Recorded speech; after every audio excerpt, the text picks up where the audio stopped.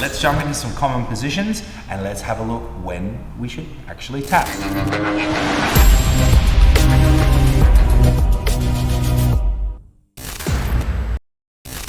Hey, what's up guys? Coach Tom, this is James, got Gary behind the camera. We are here to talk about when to tap. Tapping is a massive part of Jiu-Jitsu. I wouldn't even know how many times I've had to tap, like tens of thousands I'm presuming. It's hard to give a quantifiable figure, but ultimately guys, when to tap will dictate how injured you are in Jiu-Jitsu. Okay, now don't think the answer is just to tap early because there's cons to that too. But let's jump into some common positions and let's have a look when we should actually tap. So it goes without saying that anytime I'm in physical pain, I should always tap. Anytime I'm concerned for my safety or well-being, or that even of my partners, if I think they're gonna get hurt, I will stop. That has to be paramount. If you're training in an academy that prizes winning over injury minimization, I'd search for another academy. Otherwise you'll be searching for another hobby because your body will be broken anyhow. When it comes to tapping, guys, tapping early is great advice. Let's say I'm caught in an armbar here. You know, James likes armbars. I'm caught in this armbar like this. So let's have a look what would be too early of a tap. He's got me here and I just tap now. This is almost disrespectful in a way, unless I had an injury, say on that arm, then it would be different. But if I just tap too early, it's almost like I'm saying, oh yeah, you win that one. Like almost as if we had a 100-meter sprint race and I just stopped at 80 meters and I said, yeah, good job, mate, you got it. It would be almost disrespectful, right? So when he goes to get me, I don't want to tap too early, but what's too late? Well, if he takes me back here and now my arm's going into hyperextension, oh my God, clearly too late. Pain for me equals too late. I used to think before it breaks, but after it's too much pain to bear. That is so bad, so bad. You know, you do any sport for a couple of decades and you see what I mean. So as James takes me back, as a rule here on an armbar, as soon as my arm goes nearly straight, I'll stop. I don't wait for it to go, I don't wait for it to go fully straight because after that it's too late because by the time I go tap, tap, tap, that's a millisecond. So let's watch him do an armbar with some real pace here. He's here, I'm holding on, and then I tap here. Like that, real easy. He knows it's coming, I'm not waiting too late. But what will I try to do? Obviously, as he brings it back, I can try to do running man escapes this way. I can try to do like leg frame escapes this way. There's so many things I can still do. So I don't want to tap so early that I'm not giving him a fight. Because my buddy on the training mat needs to hone his attacks. So he needs the prey running, kind of like a mouse, you know, letting a cat letting a mouse run. He needs to have the mouse running so his attacks can get honed, so he's used to finishing them under pressure when it really matters. So too do I need to know how to defend myself and protect against submissions when it really matters.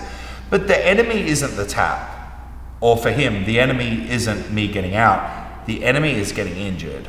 So one of the areas where you've got to be careful with this is with chokes.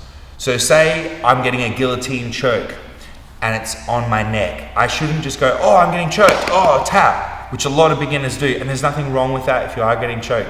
But if I'm just getting panic tapped or something, I really should wait until I'm like, oh my goodness, I think I'm about to go unconscious.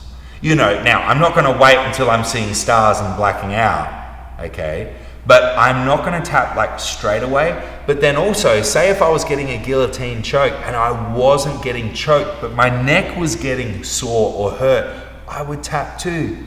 You see people that get like a bad landing on the ground and they don't tap because it's not a submission, but they've say separated a rib and then they go on to roll and now they're out for 3 months. So you want to tap early in general or when you know you're past the point of no return. And the more dangerous a submission is, the more you need to do that. So you imagine, although we wouldn't often do say an inverted heel hook in the gi, if I had an inverted heel hook on him here, as soon as he saw my hands clasped here and his knee was in, I would expect him to tap, okay? Then the gray area starts coming in where I don't really care. Once I get here, I know I had a good attack, so I want to see some flow. So if we can communicate as partners, I could say, all right, James, you can keep going, you can escape, you can, you know, say, kick the back of my knee with your left leg and, you know, clear your knee line and stuff like that. So as long as we can communicate, we can actually train at a point where we actually don't tap and we fight to the end, but that means we don't try to finish each other. right?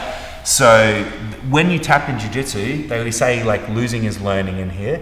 That's what you got to think about, you know, losing is learning. So don't tap too early because you'll take away your own learning. You'll take away those escape attempts. You'll take away your partner's finishing finesse.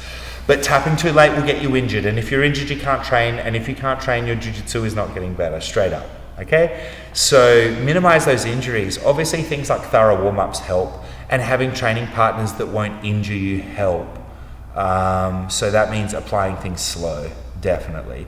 And you sometimes will have to, you know, change how quick you're willing to tap. Some people, that maybe someone visits from another academy and they're like really aggressive with their jiu-jitsu and they're trying to, you know, prove a point or something, then you might want to tap earlier because they're going at a faster, harder rate. So although most people tap late in competitions, I always try to protect my body in competition and career, and I, you know, tap early because at the end of the day, winning or losing, I know you probably think it matters, but really, even if it's an important match, it's just a pajama wrestling match, you know, at best. So your body's more important than that. So definitely tap early in general. If you want to be a nutso competitor and not tap to anything, that's wicked. But just make sure that price that you're paying is worth the glory, because you will pay in arthritis and stuff later. And that's something that not a lot of people talk about in jiu-jitsu. You know, they have great careers or long time on the mats, but they don't tell you that it takes them 5 minutes to get out of bed in the morning, you know? So take care of your bodies and take care of your training partners' bodies. And remember, don't tap too early, but if you need to, definitely tap early, not late, because tapping late means getting injured, and that will ruin your jiu-jitsu. Okay.